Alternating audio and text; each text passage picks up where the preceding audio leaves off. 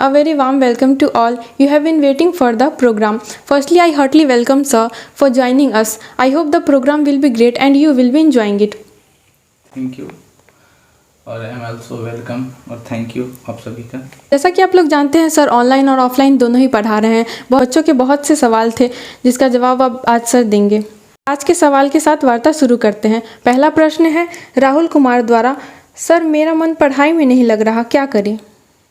Thank you Rahul ji आपका सवाल पूछने के लिए। और आपका सवाल जो था वो आप कहते हैं कि आपका पढ़ाई में मन नहीं लग रहा। तो निश्चित तौर पर पढ़ाई में मन नहीं लगने का पहले कारण ढूंढिए। और आज की युवाओं की सबसे बड़ी यही समस्या है कि वो करना बहुत कुछ चाहते हैं लेकिन वो कर नहीं कुछ पा रहे हैं। इसका ये मतलब है कि वो ये नहीं खुद कमी में अपने आप को कमी ढूंढ नहीं पा रहे हैं। सबसे पहले ये जरूरी है कि आप ये कोशिश करिए कि आपको मन क्यों नहीं लग रहा है। मन नहीं लगने के बहुत सारे कारण हो सकते हैं, पारिवारिक कारण हैं, आर्थिक कारण हैं, या आप अटपटा सा है, आप ऐसे माहौल में रहते हैं जिस माहौल को आप पूरा नहीं कर पा रहे हैं, पढ़ाई के लिए वो माहौल ठीक नहीं है।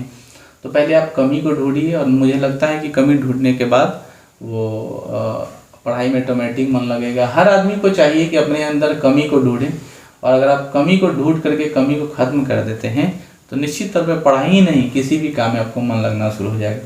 तो राहुल जी आप ये उपाय करिए और आपका बहुत बहुत धन्यवाद जो आप हमसे जुड़े हैं। पश्चिमी चंपारण जिला महात्मा गांधी की क्रांति की भूमि है और आप उस क्रांतिकारी भूमि का इस्तकबाल कीजिए, उस क्रांति भूमि का एक सुगंध लीजिए और उस सुगंध के साथ आगे बढ़िए, आप जरूर सफल हो जाएगा। Thank you.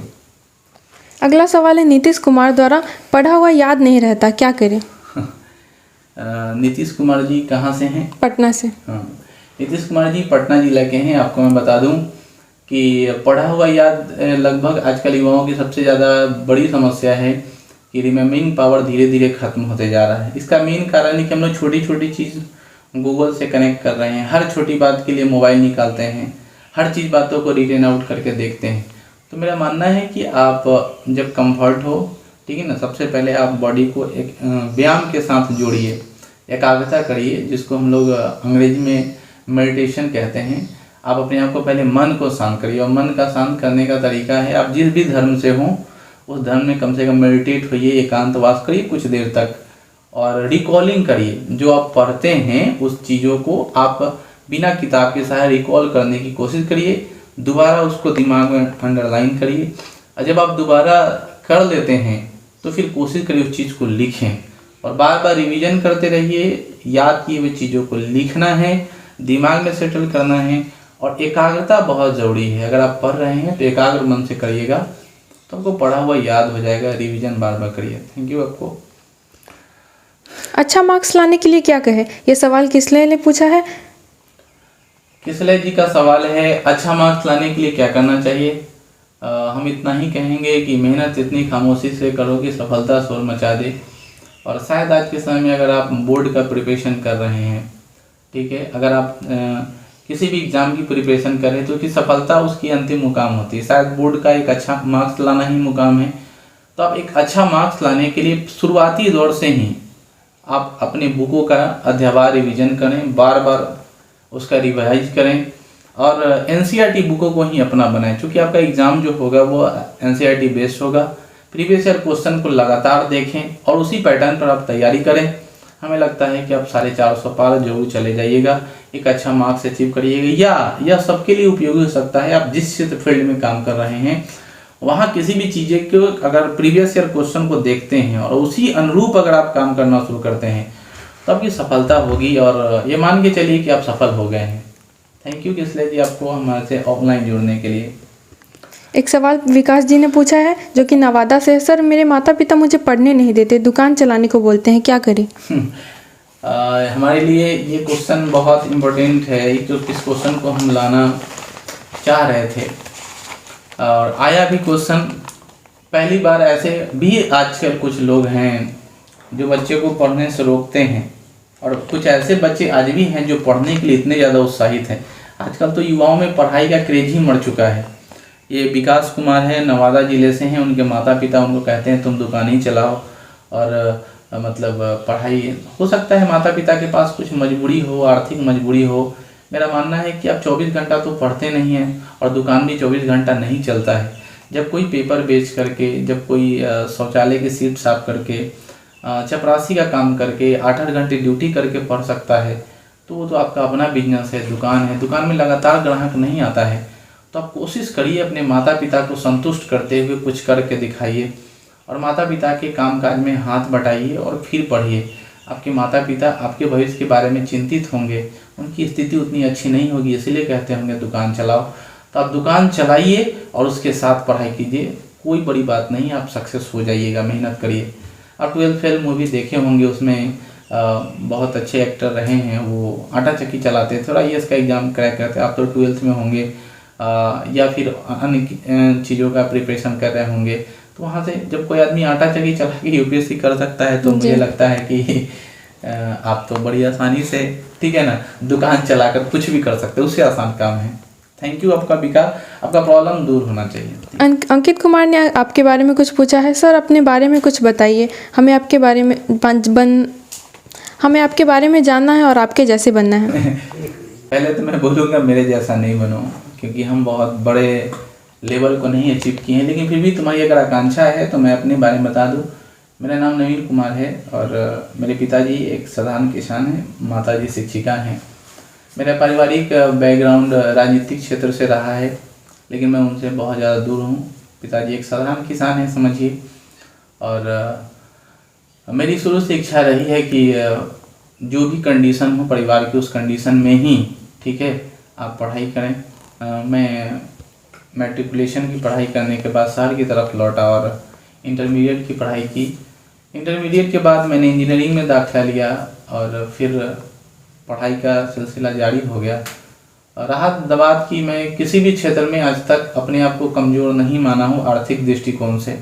मेरा मानना है कि अगर आप मेरे जैसा बनना चाहते हैं तो आपको मेहनत करना होगा, क्योंकि मैंने जो भी आज तक अचीव किया है वो अपने मेहनत के दम पे।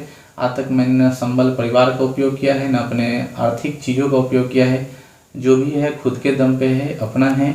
इसलिए आपको मेरे जैसा बनने के लिए स्वावलंबी होना पड़ेगा, सोच को बदलना पड़ेगा। और हम अपने बारे में इतना ही बताएं कि मैं एक बहुत मेहनती आदमी हूँ, जो कर्म में विश्वास रखता हूँ, भाग के भरोसे नहीं बैठा हूँ। थैंक यू आपको पटना से जुड़ने। नेहा कुमारी जो मुजफ्फरपुर से, उन्होंने पूछा है सर गणित को मजबूत कैसे करें। मुजफ्फरपुर के हैं आप, मेरे गृह जिला के हैं, आपका अभिनंदन स्वागत। और आप पूछते हैं गणित को कैसे मजबूत करें, पहले आप तो अपने अंदर से गणित का डर हटा लीजिए, क्योंकि गणित एक वर्ड आता है आमतौर पर, हालांकि बिहारियों का गणित बहुत तगड़ा होता है, लेकिन गणित का वर्ड जैसे ही बच्चों के माइंड में आता है तो एक डर बच जाता है। गणित का मजबूत करने का तरीका है कि एक ऑथेंटिक हो, कि आपको सबसे पहले चीज़ से डर नहीं लगता है, ठीक है। और अगर आप डर को ख़त्म कर देते हैं तो लोग कहता है कि पहाड़ पर भी आदमी चढ़ जाता है, तो डर को कंप्लीट करना है। अब डर कंप्लीट करने के बाद अब रहा पढ़ना कैसे, तो मैथमेटिक्स करने के लिए पहला आप जिस चैप्टर को पढ़ते हो उससे रिलेटेड जानकारी, थ्योरेटिकल पोर्शन को करें। आजकल होता क्या है, टीचर लोग किस अंदाज में पढ़ाते हैं कि क्वेश्चन लिया, बता दिया, बोला ऐसे बना लो। अब जैसे मान लो त्रिभुज को ही पढ़ रहे तो पहले त्रिभुज होता क्या है, कुछ ऐसी चीज़ दृश्य सामग्री सामने रखकर समझने की कोशिश करो कि ये त्रिभुज है, ये आयत है, इससे रिलेटेड फार्मूला क्या होगा, इससे रिलेटेड कौन कौन से कामकाज होंगे, इससे रिलेटेड कौन कौन फार्मूला याद कर लिए। अब उस चीज़ को अपने दैनिक जीवन से रिलेट करके समझने की कोशिश करेंगे, और तब फिर बुक के आधार पे जो आपका सिलेबस है उस सिलेबस को बार बार रिपीट करें, बार बार रिवीजन मांगें। और मैथ जो है वो रिवीजन मांगता है, तो अगर आप जितनी बार अभ्यास करते हैं, पुनः अभ्यास करते हैं, रिवीजन करते हैं, तो मुझे लगता है कि आपका गणित मजबूत हो जाएगा। एक गणित के विद्यार्थी को निरंतर अभ्यास करना चाहिए और सूत्रों का ध्यान रखना चाहिए, ज्यामितीय फिगर्स का ध्यान रखना चाहिए। आपकी सफलता आपके कदमों में होगी। धन्यवाद आपका मुजफ्फरपुर से जुड़ने के लिए। सर अभी मैं BPSC करना चाहती हूँ, निशा वैशाली से। शायद 10वीं कक्षा की छात्र होंगी ये, और आज से BPSC के आजकल युवाओं में बहुत ज़्यादा क्रेज है BPSC का, ठीक है ना। BPSC एक तरह का क्रेज बन चुका है, न जाने क्यों, लेकिन फिर भी अगर आपकी इच्छा है तो अगर आप 10वीं कक्षा में हो तो आप ज़्यादा, हम कहेंगे कि आप वैसे चीज़ों का डीपली नॉलेज रखें, NCERT बुक का अध्ययन करें। पॉइंट टू बी नोटेड, जैसा कि इंपॉर्टेंट NCERT का बुक पढ़ें और वहाँ से इंपॉर्टेंट पॉइंट का एक नोट्स तैयार करते रहें, ठीक है। और आप जिस क्लास में जाएं वहाँ के NCERT बुक को काफ़ी डेप्थ में पढ़ना है।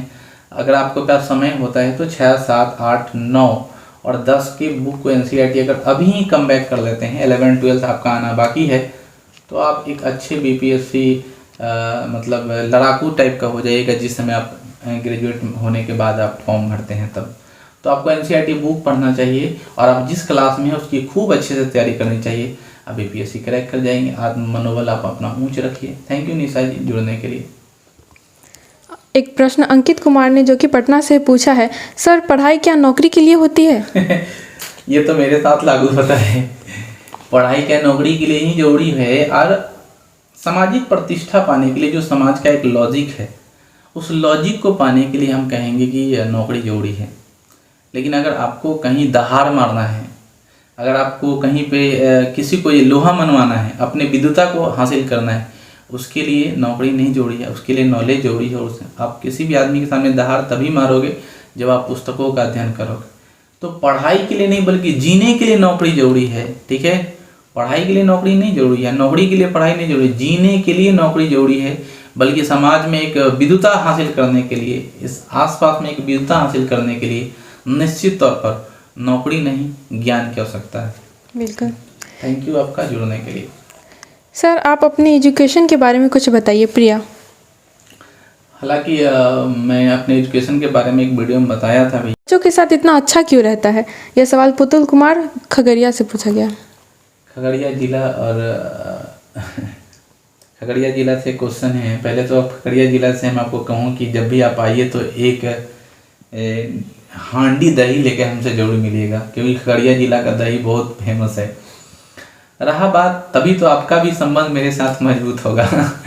बच्चों के साथ संबंध इसलिए मेरा मजबूत है क्योंकि मैं बच्चों को बच्चा माना ही नहीं आज तक।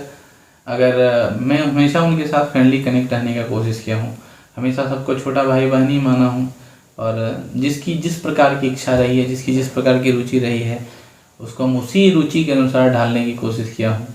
मैं आज तक किसी भी बच्चों के साथ कभी टूट के नहीं बोला। बहुत कम पिटाई भी करता हूँ, बहुत रेयरली जब आउट ऑफ डिसिप्लिन हो जाते हैं तो पिटाई करता हूँ। शिक्षा की यही पद्धति है कि अगर आप चाहते हैं एक अच्छे ट्रेंड टीचर हैं तो निश्चित तौर पर आपको बच्चों के साथ मित्रता व्यवहार ही करना चाहिए। और मेरे पास तो किशोर युवक युवतियाँ आती हैं, तो ये युवक युवतियों के साथ अगर नहीं कर पाएँ मित्रवत व्यवहार तो ज़माना भी ख़राब है। उस हिसाब से डर वर भी लगता है कि अगर आप डॉनगिरी धौं टाइप अगर टीचिंग करते हैं तो कहीं आपका सिस्टम ना लग जाए। ऐसा कुछ नहीं है, लेकिन हम कहेंगे बच्चों के साथ मित्रवत व्यवहार इसलिए होता है क्योंकि वो मित्रवत करने से ज़्यादा सीखते हैं। तो सीखने सिखाने के लिए मित्रवत व्यवहार होता है। अभी कुछ समय पहले आपका एक वीडियो वायरल हुआ था जिसमें आप अपनी माँ को मेकअप कर रहे थे, मतलब फेशियल कर रहे थे। तो उसी को देखते हुए अंकिता कुमारी ने, जो कि पटना से, प्रश्न पूछा है, सर आप मेकअप आर्टिस्ट है क्या? मेकअप आर्टिस्ट होते तो मेरा चेहरा देख के आपको लग रहा होगा। हम कुछ नहीं जानते पहली बार, और हम आपको एक बहुत गहरी बात बता रहे हैं कि हमारी माँ आज तक कहीं भी किसी भी पार्लर नहीं गई है, मैं आपको बता रहा हूँ। और माँ से हम कभी कभी बातचीत करते हैं, उनका अनुभव शेयर करते हैं, तो आज तक कभी पार्लर नहीं गया, ना कभी हमको लगता है वो जाएगी। तो मैं कोशिश करता हूँ, हमको तो कुछ आता नहीं, फिर भी उनके एक सादगी के लिए, उनको एक अच्छा करने के लिए, या हो सके मेरे वीडियो से बहुत सारे बच्चे प्रभावित भी हों, अपने माता पिता का सेवा करें, कोशिश करें। माँ का संघर्ष है, ठीक है। तो माँ कभी पार्लर नहीं गई है तो उनको एक पार्लर का अनुभव दिलाने के लिए कि क्या क्या होता है, तो मैं कोशिश करता हूँ। चलो उनके लिए मैं थोड़ा मोड़ा यूट्यूब वीडियोज़ अपनी बहनों से कुछ राय वाय लेकर के थोड़ा मोड़ा मालिश वालिश करके कोशिश करता हूँ कि सीख लूँ, सिखा दूँ। बाकी मैं कोई मेकअप आर्टिस्ट नहीं। Thank you. नंदा जी ने कुछ प्रश्न पूछा है। मेरी माँ मर गई है, घर की बड़ी बेटी हूँ, 12वीं पास हूँ, अभी शादी नहीं करना चाहती, भाई को पढ़ाना है, क्या करें? ये थोड़ा दर्दनाक है। पहले तो भगवान आपको इतनी बड़ी जिम्मेदारी सहने की क्षमता प्रदान करें कि आपकी माँ मर गई है और परिवार की बड़ी बेटी है। शायद ही पहली ऐसी लड़की है जो अपने परिवार के बारे में कुछ ज़्यादा ही सोच रही है। और लड़का हो या लड़की, सबको परिवार की जिम्मेदारी उठाना चाहिए। और ये बड़ी बेटी है और अभी शादी नहीं करना चाहती, क्योंकि लोग तो बेटी को ही समझता है कि एक उम्र हो जाए तो उसका शादी ब्याह करके हटा दो, लेकिन ये जवाबदेह बनना चाहती। मैं आपको कहूँगा, आप अपने समाज से लड़िए, अपने अवस्था से लड़िए और ईमानदारी पूर्वक मेहनत करके पढ़ाई करिए और लोगों को यह दिखाइए कि जो काम बेटी कर सकती है वो बेटा करता है तो बेटी भी कर सकती है। बिल्कुल। परिवार की जिम्मेवारी आपके पास तो मौका दे दिया है भगवान कुछ कर दिखाने का, तो मैं कहूँगा कि शादी ब्याह के चक्कर में नहीं पड़िए और आप एक अच्छा पोस्ट धारण करिए, अच्छे से पढ़ाई करिए, ठीक है। और आप अच्छे से पढ़ाई करके लोगों को ये दिखाइए कि बेटियां भी कुछ कर सकती हैं, ठीक है। और मैं आपको यही सलाह दूंगा कि बहन जो होता है भाई का सबसे अच्छा मित्र होता है। आज भी हमारी सबसे ज़्यादा मित्रता अपने बहनों के साथ है। मेरा कोई ज़्यादा पंकज को छोड़कर मेरा कोई ज़्यादा मित्र नहीं है, तो मैं ज़्यादा अपने बहनों के साथ सिनेमा हॉल जाना, बहनों के साथ होटल जाना, मतलब बहनों के साथ मेरा अटैचमेंट है। तो अगर आप बड़ी बहन हैं, बड़ी बहन माँ दूसरी होती है, शायद माँ की दूसरी स्वरूप है, तो आप अपने भाइयों को भी एक अच्छे रास्ता पर ले जा सकते हैं और आप अच्छा कर पाइएगा। सो आप कीप इट और प्राउड ऑफ यू कि आप एक लड़की होकर इतनी साहस रखती हैं, आपको सैल्यूट है। Thank you. अगला प्रश्न मालती कुमारी ने, जो कि बिहार से है, पूछा है, मोबाइल से दूरी कैसे बनाएं? अगर पहली बात, अगर आप मोबाइल से अगर दूरी बना लीजिएगा तो मेरा वीडियो ही नहीं देख पाइएगा। हाँ, लेकिन हर चीज़ का एक लिमिटेशन है। मैं नहीं कहता कि मोबाइल चलाना गलत बात है, लेकिन लगातार मोबाइल से चिपके रहना भी गलत बात है, ठीक है। मोबाइल से दूरी बनाना इसलिए, मोबाइल में आप देखिए, मोबाइल आपको थोड़ा भी पसंद नहीं आएगा अगर आप मोबाइल में इंस्टाग्राम नहीं रखते हैं तो, फेसबुक नहीं रखते हैं तो।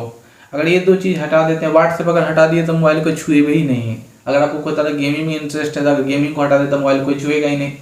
तो आप वैसे चीज़ों को ना रखिए जो आपका टाइम को किल करता है। डेट कॉल इंटरेस्ट मोबाइल से ही, अगर आप कुछ सीखना चाहते हैं मोबाइल में चिपके रहिए, कौन खराब बात है, लेकिन मोबाइल में वैसा चीज़ देखिए जो आपको ज्ञान देता हो। अच्छे अच्छे लोगों का वीडियो देखिए, अच्छे अच्छे टीचर्स हैं उनका वीडियो देखिए। मोबाइल से दूरी बनाने की कोई ज़रूरत नहीं है, आप उसमें अच्छा चीज़ देखिए, ख़राब चीज़ों से दूरी बनाइए, ये बहुत ज़रूरी है। तो आप मोबाइल से दूरी ना बना के ख़राब चीज़ों से दूरी बनाइए जो मोबाइल में आजकल युवा है।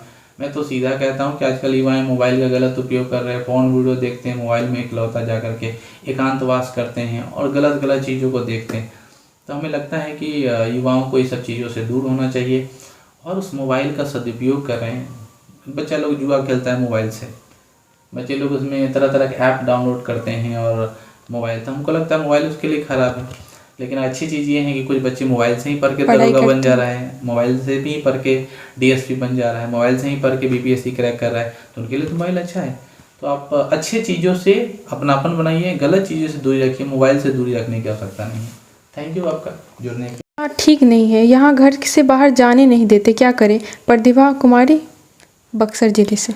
बक्सर जिले से हैं, आपका बहुत बहुत धन्यवाद ये सवाल। आपके गांव का माहौल ठीक नहीं है, माननीय मुख्यमंत्री जी कहते हैं तो गांव का माहौल ठीक हो गया।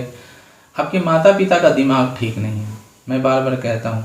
और दूसरी बात, हो सकता है आप कॉन्फिडेंट नहीं हो अपने माता पिता का दिल जीतने में। किसी भी जगह का माहौल ख़राब होना ठीक होना अपने आप पर डिपेंड करता है। कोई व्यक्ति कहावत है ना कि कीचड़ में कमल खिलता है, तो गंदे जगह पर भी बहुत सुंदर फूल खिल सकते हैं और साफ़ सुथरे जगह पर भी बेकार हो सकता है। तो अपने आप को माता पिता पर इस कदर बिलीव दिलाइए कि आप कहीं भी हों, कहीं भी जा रहे हों, तो उनको इस तरह का एक सोशल टेंशन ना हो कि हमारी बेटी कुछ कर सकती है, हमारी बेटी कुछ गलत अहित कर सकती है, हमारे अगेंस्ट में जा सकती है। क्योंकि माहौल जिस अनुसार बदला है, लाजमी ही किसी माता पिता को डर बनना है। आजकल युवक युवतियाँ किस तरह का कर्मकांड कर रहे हैं, आप देख रहे हैं, समझ रहे हैं, शायद इसलिए आपके माता पिता डर गए होंगे। तो अपने माता पिता को विश्वास दिलाइए और आप एक अच्छा कर्म करिए, एक अच्छा रिजल्ट आकर दीजिए और माता पिता को कहिए कि माँ मैं सब कुछ कर सकता हूँ, लेकिन मैं तुम्हारे इज्जत के खिलाफ, तुम्हारी सामाजिक प्रतिष्ठा को कभी खराब नहीं करूँगा। अगर ऐसा विश्वास दिलाते हैं तो आपकी माता पिता आपको खुशी खुशी पारा निकालेंगे। Thank you. एक सवाल प्रवीण कुमार ने पूछा है, जो कि वैशाली जिले से हैं। सर, आपकी कमाई कितनी होती है और आप किसको पत्नी और कब बना रहे हैं? ऐसा लग रहा है कि यहीं पे कोई पेड़ वगैरह है, जैसे हिला दूंगा वो पैसा बहुत सारा आ जाएगा और कोई किसी को हम सेट करके रखें उसको पत्नी कब बना। भाई ऐसा ऑथेंटिक प्रोग्राम अभी कोई नहीं है, ठीक है। मैं दूसरा बात, कमाई तो कोई नहीं बताता है, लेकिन हम आपको एक राउंड फिगर बता रहे हैं। आजकल बीपीएससी टीचर वाले हैं ना, बीपीएससी टीचर वाले 3-4 मेरे पॉकेट में होंगे, ये वो इस वाले दाहिने वाले में, ठीक है। तो बीपीएससी टीचर वाले अगर जो बहाल हो गया है वो 3-4 पॉकेट मेरे दाहिने वाले में और बाएं वाले में एक आधा हट जाएंगे कि ये भरा पड़ा है दूसरे क्षेत्र से, बस इतना ही। और मासिक आय हम आपको बता रहे हैं, इतना ही मिला जुला के हो जाता है। दूसरा, शादी वादी करने का प्रोग्राम अभी तक नहीं है, और ना ही ऐसा कुछ चर्चा है। हम सभी युवाओं से अलग हटके हैं, हमारी एक अलग ज़िंदगी है, तो बहुत साधारण जीवन व्यतीत करता हूँ। इन सब चीज़ों से मेरा मतलब नहीं। Thank you. अगला प्रश्न पवन कुमार जो कि मुजफ्फरपुर से है। सर आपके माँ और पिता दोस्त कैसे बने रहते हैं आपसे? माता पिता के साथ फ्रेंडली होना हर बच्चे का कर्तव्य है। अगर माता पिता फ्रेंडली नहीं है तो अब भी फ्रेंडली बनाइए, क्योंकि हम अपने माता पिता को चेंज नहीं कर सकते हैं, लेकिन अपने आप को चेंज कर सकते हैं। हाँ, मैं बहुत भाग्यशाली हूँ कि हमारे माता पिता बहुत अच्छे मिले हैं, जो हमारे सारे सिचुएशन को समझते हैं। और हम अपने मम्मी पापा सबके साथ फ्रेंडली रहते हैं, और पापा भी बहुत फ्रेंडली हैं, मम्मी भी बहुत फ्रेंडली है। आज तक जितना मेरा उम्र है, आज तक हमने मम्मी पापा को कभी आपस में तू तीनों में करते नहीं देखा है, गाली गलौज करते नहीं देखा है, या फिर एक दूसरे को मारते पीटते नहीं देखा है। बहुत सारे परिवार में ऐसी होती रहती है। तो मैं कहूँगा कि वो दोनों बहुत अच्छे संस्कार वाले हैं, जिसका परिणाम आप लोग देख पा रहे हों। वो लोग अच्छे हैं जिसके कारण हम लोग अच्छे हैं। तो ये बहुत सारे वीडियोस माता पिता के पास भी जाएगा। मैं उन माता पिता को निवेदन करूँगा कि आप अपने पति पत्नी के बीच में जो अनबन होते हैं, कोशिश करें इस बच्चे के लिए, ठीक है ना, दूर कर दें और एक मित्रवत व्यवहार करें। और उन युवाओं के लिए हम कहेंगे कि आप अपने मम्मी पापा को खुश करने की कोशिश करें, उनके आज्ञा का पालन करें, उनके साथ फ्रेंडली रहें, अपनी छोटी से छोटी बात बताने की कोशिश करें। और शायद मैं यही करता हूँ, इसलिए मम्मी पापा के साथ बहुत फ्रेंडली हूँ और रहूँगा भी। Thank you. आशा करती हूँ सभी को उनके सही जवाब मिल गए होंगे, को आपके जो सवालों के जवाब मिल गए होंगे और आप उससे संतुष्ट होंगे। तो चलिए वो कुछ शॉर्ट वन लाइनर क्वेश्चन करते हैं जो कि बच्चों द्वारा पूछा गया है। आपकी नज़र में सबसे ज़्यादा प्यार करने वाला कौन है? माँ।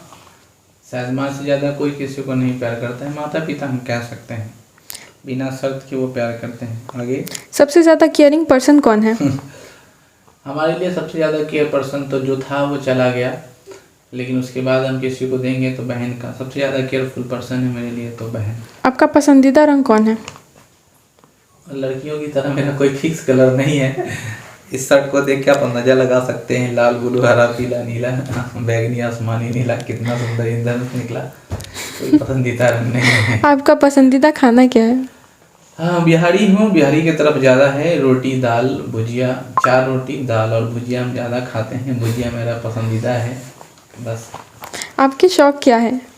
हमारी शौक किताब पढ़ना है। हम ज़्यादातर किताब बहुत ज़्यादा पढ़ते हैं। और मेरा शौक है खुली गाड़ियों में सफ़र करना और कुत्ता पालना। सबसे ज़्यादा मेरा एक मतलब शौक टाइप का है कि मैं ओपन एक कार रखूँ, उसमें कुत्ता को बगल में लेके जाऊँ। आपका लक्ष्य क्या है? लक्ष्य 2 तरह का है।